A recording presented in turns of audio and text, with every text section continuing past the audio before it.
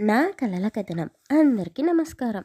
నేను మీ లావణ్యంలోని కథానిక కవితను. ఈరోజు మనం వినబోయే కథ ప్రేమ యుద్ధం పార్ట్ 8. ఈ స్టోరీని వినబోయే ముందు మన ఛానల్ని సబ్స్క్రైబ్ చేసుకోండి అబ్బా. సూర్య అన్న మాటలకు సంధ్య కన్నీళ్ళు పెట్టుకుంది. ఏయ్, ఆ ఏడు పాపు, నా ఇంట్లో ఎవరూ చావలేదు. నా ఇల్లును తగలబెట్టాలని చూశావు. సమయానికి నేను వచ్చి నా జ్ఞాపకాలను కాలిపోనివ్వకుండా కాపాడుకున్నాను. ఇంకా ఇక్కడే ఉన్నావెందుకు? వెళ్ళిపో.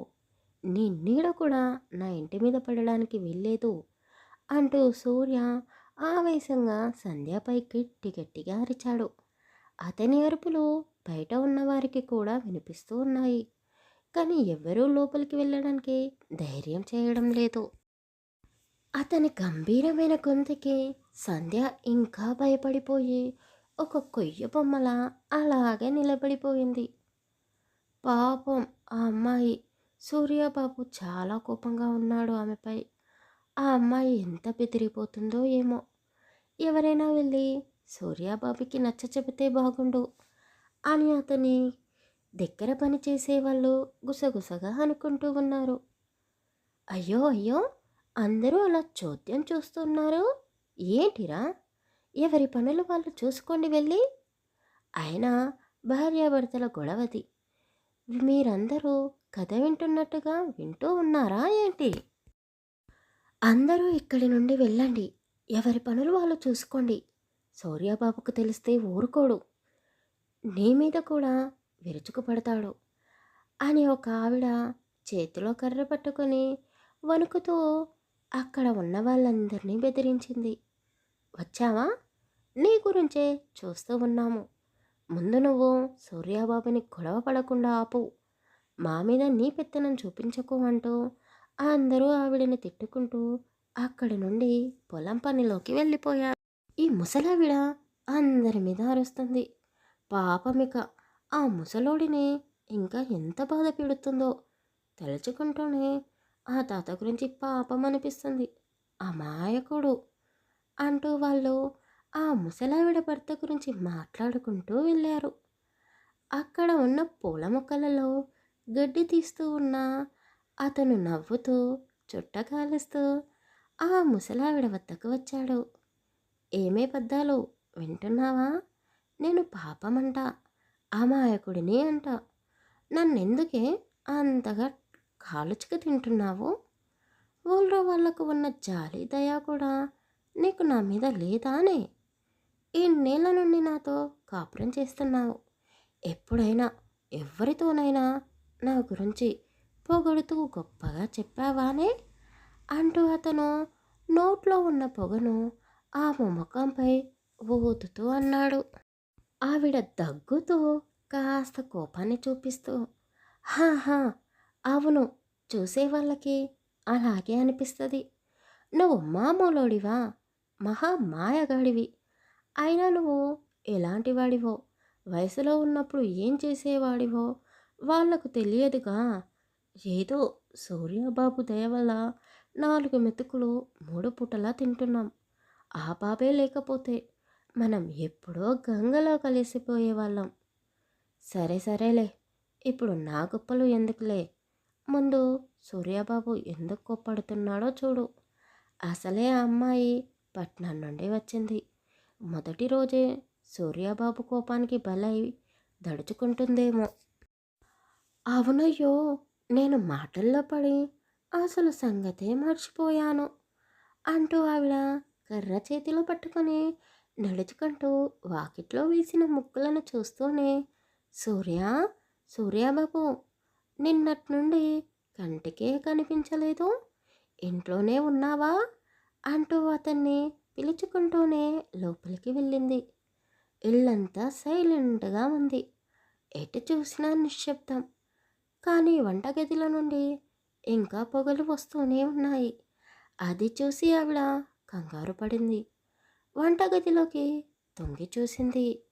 సూర్య అంతా శుభ్రం చేస్తూ ఉన్నాడు. సంధ్య అక్కడే నిలబడి ఏడుస్తూ ఉంది. అయ్యో అయ్యో, ఏమైనాది సూర్యబాబు? ఇల్లంతా ఇలా మసిబారిపోయింది ఎందుకు?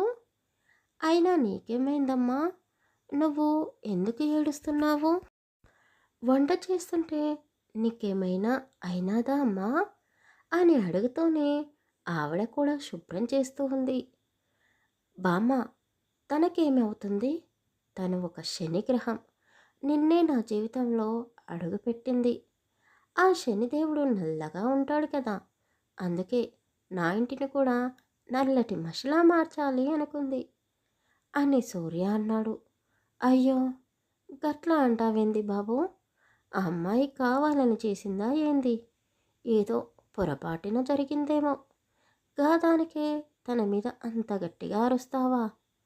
ఏంది బామ్మ, నువ్వు అలా మాట్లాడుతున్నావు? అసలు ఏం జరిగిందో నీకు తెలియదుగా. ఇందులో తెలియాల్సింది ఏముంది బాబు? చూస్తేనే తెలుస్తుందిగా. అమ్మాయి ఏదో నీకోసం కొత్తగా వంట చేయాలి అని చూసినట్టుంది. కానీ పొరపాటున పోపు మాడి ఇలా అయినట్టుంది, అంతే కదా. అమ్మాయి చెప్పు అని సంధ్య వైపు చూస్తూ అన్నది. అవును అంటూ సంధ్య కన్నీళ్లు తుడుచుకుంటూ అన్నది. చూసావా చూసావా బామ్మ, దీని నాటకాలు. ఇందాకటి నుండి నేను ఎంత అరిచినా నోరు మాత్రం తెరవలేదు. కానీ ఇప్పుడు చూడు, నువ్వు తన గురించి జాలిపడుతూ మాట్లాడేసరికి ఎంత అమాయకంగా మాట్లాడుతుందో చూడు అంటూ సూర్య మళ్ళీ కోపాన్ని చూపిస్తూ ఉన్నాడు. సంధ్య అతని అరుపులకి భయపడి బామ్మ పక్కకు వెళ్ళి నించుంది. సూర్యబాబు, ఎందుకు అంత కోపం? తను నీ భార్య, అది మర్చిపోకు. బామ్మ, తను నా భార్య కాదు, వాళ్ళ అమ్మ అన్నయ్యలతో కలిసి నాటకాలు ఆడుతుంది. తనని నువ్వు వెనకేసుకొని రాకు. మా కుటుంబం చెల్లాచెదురు కావడానికి, నా జీవితంలో ఎలాంటి బంధాలు లేకపోవడానికి కారణం వీళ్ళ కుటుంబమే అంటూ సూర్య సంధ్య వైపు కోపంగా చూశాడు. బామ్మ, నాకు పొలం వద్ద చాలా పనులున్నాయి, నేను వెళ్తున్నాను. కానీ నువ్వు ఏం చేస్తావో నాకు తెలీదు. నేను తిరిగి వచ్చేసరికి తను మాత్రం ఈ ఇంట్లో కనిపించకూడదు, పంపించేసేయ్ అని ఆవిడకి చెప్పి సూర్య సీరియస్గా వెళ్ళిపోయాడు. అతను వెళ్ళగానే సంధ్య గడాగడమని నీళ్లు తాకి ఊపిరి పీల్చుకుంటూ, బామ్మగారు సారీ, ఇదంతా నేను కావాలని చేయలేదు. ఆయన ఇల్లు తగలబెట్టాలని చూస్తే ఆ ఇంట్లో నేను ఉన్నాను కదా, మరి నేను తగలబడిపోతాను కదా. నన్ను నేను కాల్చుకుంటానా? మీరే చెప్పండి. ఈ మాత్రం ఆలోచన కూడా లేదా అతనికి అని సంధ్య అనగానే ఆ బామ్మ చెంపపై చెయ్యి వేసుకొని, వామ్మో, బాగానే మాట్లాడుతున్నావు కదా, మరి ఇదే మాట మా సూర్యబాబు ముందు అనకపోయావా? వామ్మో, అతని ముందా మీరే చూస్తున్నారు కదా, నోరు తెరవకముందే ఎన్నో అంటున్నాడు. ఇక ఏదైనా గట్టిగా చెప్తే నన్ను మాటలతోనే చంపేస్తాడేమో అని సంధ్య అనగానే బామ్మ గట్టిగా నవ్వేసింది. ఏందమ్మా, మాటలతో ఎవరైనా చంపేస్తారా? అయినా మా సార్యాబాబు చూడడానికి మొరటోడినా ఉంటాడు. మాట కరుకుగా ఉంటుంది, కానీ మనసు మాత్రం విన్నా ఇట్టే కరిగిపోతుంది. అతని గురించి గొప్పగా చెప్తున్నాను అని అనుకోకు. మేము ఈ ఊరికి వచ్చిన కొత్తలో సూర్యాబాబు అమ్మా నాన్నలకు దూరమయ్యాడు. మమ్మల్ని ఈ ఊరిలో ఎవ్వరూ చేరదీయలేదు. కానీ ఆ చిన్న వయసులోనే సూర్యాబాబు మాకు పొలం వద్ద పని చూపించాడు. అప్పటి నుండే మేము ఇక్కడే ఉంటున్నాము. మేమే కాదు, మాలాంటి వాళ్ళు ఎందరికో సూర్యాబాబు ఆశ్రయాన్నిచ్చాడు. చాలామందికి ఆదర్శంగా ఉండి ఉపాధి కూడా కల్పించాడు. బయటోళ్ళ గురించి ఇంతలా ఆలోచించే బాబు తన జీవితంలోకి వచ్చిన భార్య గురించి పట్టించుకోకుండా ఉంటాడా? కానీ అతను ఎప్పుడూ ఏదో విషయం గురించి బాధపడుతూనే ఉంటాడు. ఆ బాధకి కారణం మీ కుటుంబమే అని నాకు ఈ మధ్యనే తెలిసింది. మీ రెండు కుటుంబాల మధ్య ఏం జరిగిందో నాకు తెలీదు. కానీ నువ్వు అతని కోపాన్ని దూరం చేస్తే నీ జీవితం ఎలా మారిపోతుందో అప్పుడు చూడు. నీ అంత అదృష్టవంతురాలు ఇంకెవ్వరూ ఉండరు. సూర్యాబాబుకు కోపం ఎక్కువే, ప్రేమ కూడా ఎక్కువే. మరి మా సూర్యాబాబు కోపాన్ని, ఆవేశాన్ని, మొరటుతనాన్ని నువ్వు భరించగలవా? అతన్ని నీకు తగ్గట్టుగా మార్చుకోగలవా?